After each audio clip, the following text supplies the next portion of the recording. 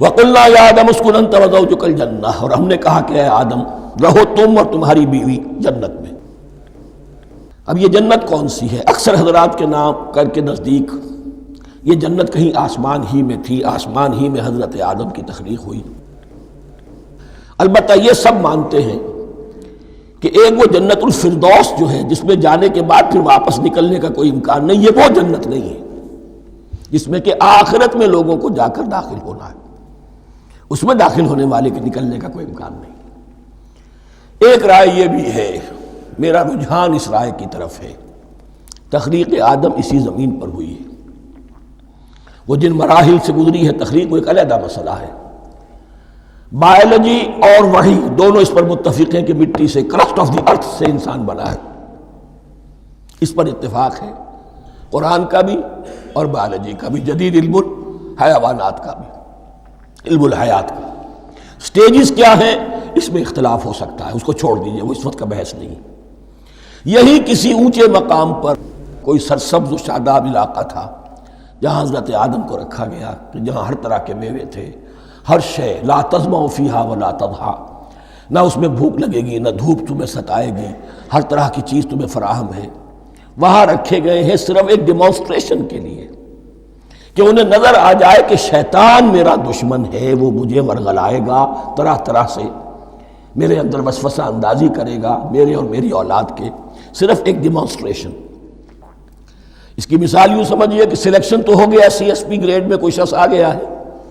لیکن اب وہ سول سروس اکیڈمی میں رکھا جا رہا ہے۔ تو یہ کوئی اکیڈمی ہو سکتا ہے اسی زمین پر ہو، صرف بتانا یہ تھا کہ تمہیں معلوم ہو جائے کہ یہ شیطان تمہارا دشمن ہے۔ اس لیے کہ اس میں جو ایک لفظ حبوط کا آ رہا ہے، وہ حبوط صرف ایک ہی معنی میں نہیں ہوتا، دوسری معنی میں بھی ہے۔ واللہ عالم، یہ چیزیں پھر متشابہات میں رہیں گی، اس لیے ان کے بارے میں کوئی ایک رائے دوسری رائے، اس کے لیے ذہن سے، عقل سے بات کر کے ایک یا دوسری رائے اختیار کر سکتے ہیں۔ وَقُلْنَا يَا آدَمُ اسْكُنْ أَنْتَ وَزَوْجُكَ الْجَنَّةَ، اور ہم نے کہا کہ رہو اے آدم تم بھی اور تمہاری بیوی بھی باغ میں، اس باغ میں، الجنہ اس باغ میں، گویا کہ اشارہ کیا جا رہا۔ وَكُلَا مِنْهَا رَغَدًا حَيْثُ شِئْتُمْ، اور کھاؤ اس میں سے با فراغت جہاں سے چاہو، ہر طرح کا پھل ہے کھاؤ۔ وَلَا تَقْرَبَا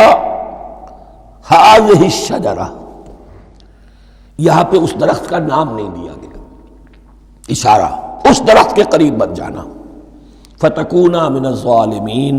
تو تم ظالموں میں سے ہو جاؤ گے، تم حد سے گزرنے والوں میں سے ہو جاؤ گے۔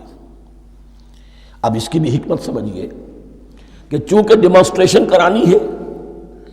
کہ تمہیں کسی چیز سے، ہزار چیزیں مباح ہیں دنیا میں، چند چیزیں پینے کی حرام ہیں،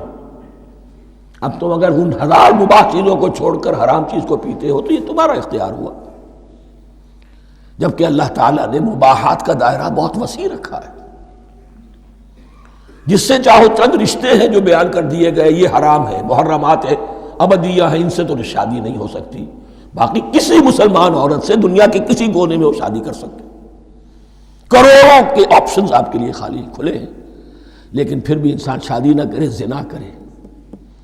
یہ گویا کہ اس کی اپنی خباثت نفس ہے۔ ایک نہیں، دو دو، تین تین، چار چار تک شادی کرو، اجازت ہے تمہیں۔ تو اس اعتبار سے مباحات، اب یہ پورا باغ تمہارے لیے مباح ہے، بس ایک درخت ہے، اس کے پاس نہ جانا، اور درخت کا نام لینے کی کوئی ضرورت نہیں، تو آزمائش تھی نا، صرف ایک آزمائش اور اس کی ڈیمانسٹریشن۔ فَأَزَلَّهُمَا الشَّيْطَانُ عَنْهَا، تو پھسلا دیا ان دونوں کو شیطان نے اس درخت کے بارے میں۔ اب وہ کس کس طریقے سے پھسلایا، یہ بھی جیسا کہ میں نے عرض کیا 6 مرتبہ چونکہ یہ قصہ آ چکا ہے، اس کی آپ کو سورہ طٰہٰ میں تفصیل ملے گی، کس کس طریقے سے پھسلایا اور اس بات کے لیے تیار کیا۔ فَأَخْرَجَهُمَا مِمَّا كَانَا فِيهِ، تو نکلوا دیا ان دونوں کو اس کیفیت میں سے جس میں کہ وہ تھے، وہ کیفیت کہ نہ کوئی مشقت ہے، نہ کوئی محنت ہے، اور انسان کو ہر طرح کا اچھے سے اچھا پھل مل رہا ہے، تمام ضروریات فراہم ہیں، خاص کوئی حلہ جنت ہے جس کا کہ لباس بھی عطا کیا گیا ہے، لیکن ان کیفیات سے اب نکال کر، اب جسے آپ کہیں گے bitter facts of life، اچھا اب جاؤ